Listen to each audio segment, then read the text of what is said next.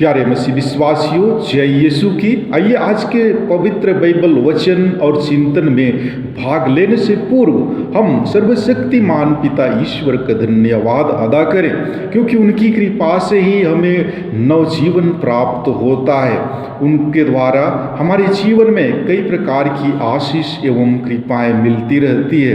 तो आइए हम उन सभी कृपादानों के लिए पिता परमेश्वर को धन्यवाद देते हुए उसी प्रार्थना को दोहराएं जिसे प्रभु यीशु ख्रिस्त ने हमें सिखलाया है। हे हमारे पिता, तू जो स्वर्ग में है, तेरा नाम पवित्र किया जावे, तेरा राज्य आवे, तेरी इच्छा जैसे स्वर्ग में है वैसे ही इस पृथ्वी पर भी पूरी हो। हमारा प्रतिदिन का आहार आज हमें दे, और हमारे अपराध हमें क्षमा कर जैसे हम भी अपने अपराधियों को क्षमा करते हैं, और हमें परीक्षा में न डाल दे परंतु बुराई से बचा। आमीन।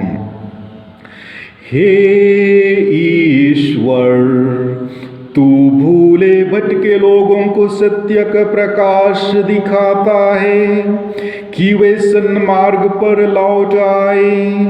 हमारा अनुरोध है कि तू अपने विश्वासियों को यह कृपा दे कि वे ऐसी बातों का त्याग करें जो क्रिस्तीय धर्म के प्रतिकूल है, और उनका पालन करें जो इसके अनुकूल है।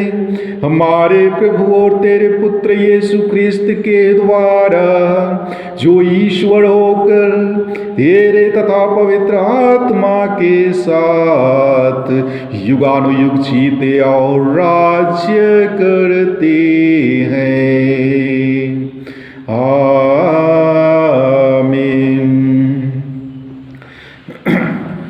आज 23 जून है और आज का पहला पाठ उत्पत्ति ग्रंथ अध्याय 15 पद संख्याएं 1 से 12 और 17 से 18 तक से लिया गया है। पाठ का मूल वाक्य है, अब्राम ने ईश्वर में विश्वास किया और इस कारण प्रभु ने उसे धार्मिक माना और उसके लिए अपना विधान प्रकट किया। अब्राम ने एक दिव्य दर्शन में ईश्वर की वाणी को यह कहते हुए सुना, अब्राम मत डरो, मैं तुम्हारी ढाल हूँ, तुम्हारा पुरस्कार महान होगा। अब्राम ने कहा, हे प्रभु ईश्वर, तू मुझे क्या दे सकता है? मैं निसंतान हूँ और मेरे घर का उत्तराधिकारी दमिश्क का एलियाजर है। अब्राम ने फिर कहा, तूने मुझे कोई संतान नहीं दी, मेरा नौकर मेरा उत्तराधिकारी होगा। तब प्रभु ने उससे यह कहा, वह तुम्हारा उत्तराधिकारी नहीं होगा, तुम्हारा औरस पुत्र ही तुम्हारा उत्तराधिकारी होगा। ईश्वर ने अब्राम को बाहर ले जाकर कहा, आकाश की ओर दृष्टि लगाओ और संभव हो तो तारों की गिनती करो। उसने उससे यह भी कहा, तुम्हारी संतति इतनी ही बड़ी होगी। अब्राम ने ईश्वर में विश्वास किया और इस कारण प्रभु ने उसे धार्मिक माना। प्रभु ने उससे कहा, मैं वही प्रभु हूँ जो तुम्हें इस देश का उत्तराधिकारी बनाने के लिए खलदियों के ऊर नामक नगर से निकाल लाया था। अब्राम ने उत्तर दिया, हे प्रभु, हे मेरे ईश्वर, मैं यह कैसे जान पाऊंगा कि इस पर मेरा अधिकार हो जाएगा? प्रभु ने कहा, 3 बरस की कलोर, 3 बरस की बकरी, 3 बरस का मेढ़ा, एक पंडुक और एक कपोत का बच्चा यहाँ ले आना।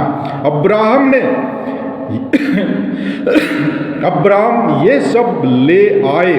उसने उनके 2-2 टुकड़े कर दिए और उन टुकड़ों को आमने सामने रख दिया, किंतु पक्षियों के 2-2 टुकड़े नहीं किए। गीध लाशों पर उतर आए, किंतु अब्राम ने उन्हें भगा दिया।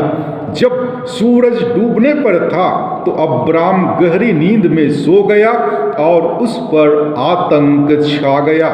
सूरज डूबने तथा गहरा अंधकार हो जाने पर एक धुआंती हुई अंगीठी तथा एक जलती हुई मशाल दिखाई पड़ी, जो जानवरों के उन टुकड़ों के बीच से होते हुए आगे निकल गई।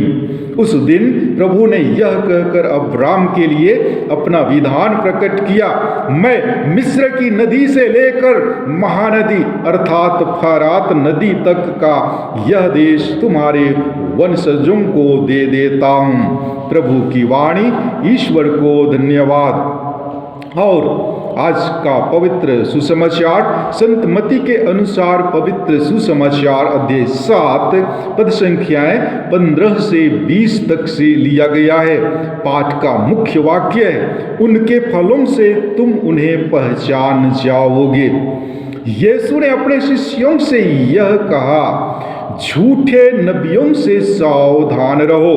वे भेड़ों के भेष में तुम्हारे पास आते हैं, किंतु वे भीतर से खूंखार भेड़िए हैं। उनके फलों से तुम उन्हें पहचान जाओगे। क्या लोग कंटीली झाड़ियों से अंगूर या ऊंट कटारों से अंजीर तोड़ते हैं?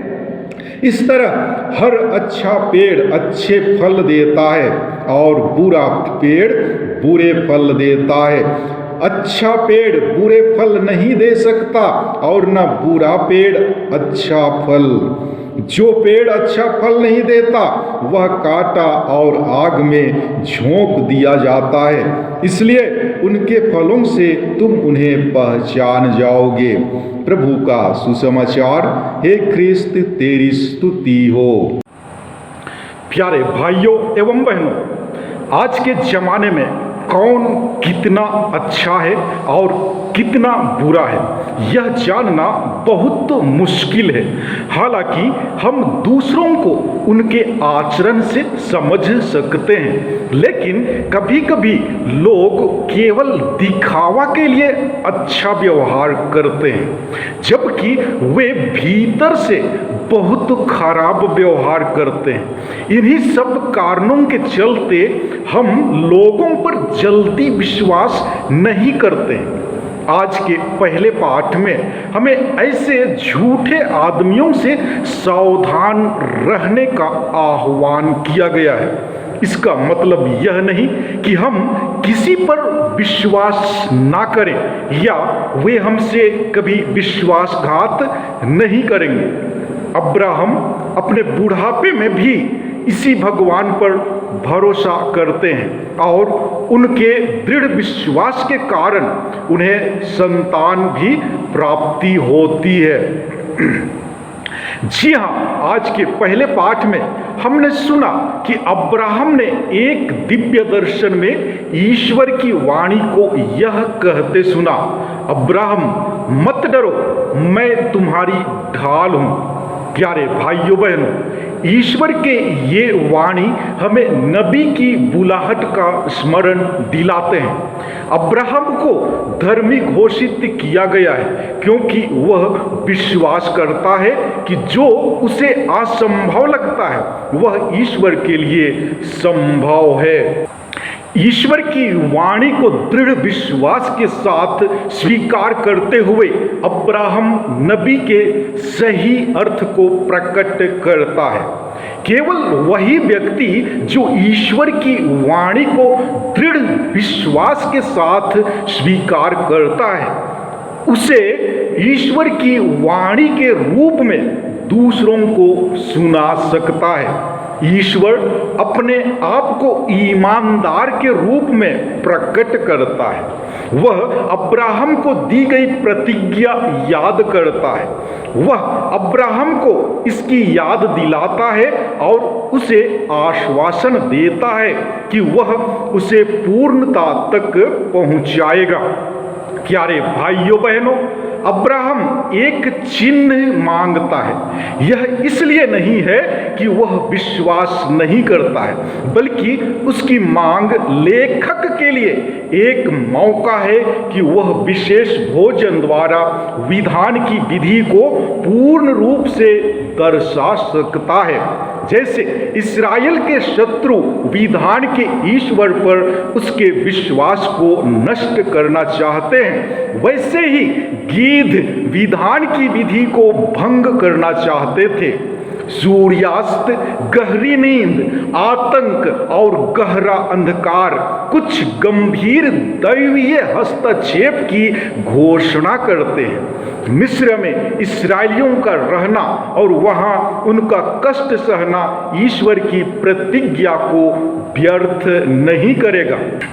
यद्यपि प्रतिज्ञा का पूरी होने में देर हो जाए, धुआंती हुई अंगीठी और जलती हुई मशाल ईश्वर की उपस्थिति को दर्शाते हैं। विधान की विधि के अनुसार विधान में भाग लेने वाले दोनों दल एक साथ जानवरों के दो टुकड़ों के बीच से होते हुए आगे निकल जाते हैं, लेकिन पर ईश्वर अकेला चलता है। अतः यह एक पक्षीय विधान है, अर्थात ईश्वर का अब्राहम को दिए गए अनुग्रह का संकेत है। प्यारे मसीही विश्वासियों, आज के सुसमाचार द्वारा प्रभु अपने शिष्यों को झूठे नबियों से सावधान रहने के लिए कहते हैं।